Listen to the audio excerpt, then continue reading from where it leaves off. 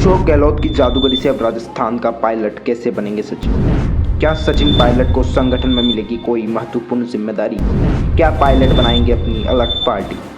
राजनीति में अचानक आए सचिन पायलट ने सियासत की पथरीली जमीन पर कम उम्र में तेज उड़ानें भरी। वे 26 की उम्र में सांसद और 32 में मनमोहन सरकार में केंद्रीय मंत्री बने। वह 36 साल के हुए तो उन्होंने राजस्थान कांग्रेस की बागडोर संभाली और 41 वर्ष में सचिन पायलट राजस्थान के उप मुख्यमंत्री बने। देश के सबसे युवा सांसद रहे सचिन को पिता की तरह उड़ान भरने का बहुत शौक था, लेकिन कमज़ोर आंखों के चलते वह पायलट तो नहीं बन सके। लेकिन अब वह बड़ी ही शिद्दत से राजस्थान का पायलट बनना चाहते हैं, लेकिन इनके ख्वाब में भी कई बाधाएं हैं। मारवाड़ के गांधी कहे जाने वाले सीएम अशोक गहलोत को राजनीति का जादूगर यूं ही नहीं कहा जाता। इंदिरा गांधी के ज़माने के दिग्गज सीएम हरिदेव जोशी को उनके बेटे राजीव के काल में कुर्सी गंवानी पड़ी थी। तब इसके पीछे गहलोत का बड़ा हाथ बताया गया था। जोशी के पतन के साथ ही राज्य की सियासत में गहलोत का सूरज चढ़ता गया।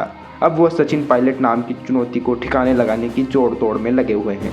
इसके लिए फ्रीबी योजनाओं से लेकर वर्ग विशेष को साधने, जातिगत फोटो में घेरी पेट बनाने में वह लगे हुए हैं। राजस्थान में पिछले 30 साल से सरकारों को बदलने की परिपाटी रही है। कांग्रेस के बाद बीजेपी यहाँ चलन में है, लेकिन इस बार सीएम गहलोत और सचिन पायलट कांग्रेस सरकार को रिपीट करने के दावे कर रहे हैं।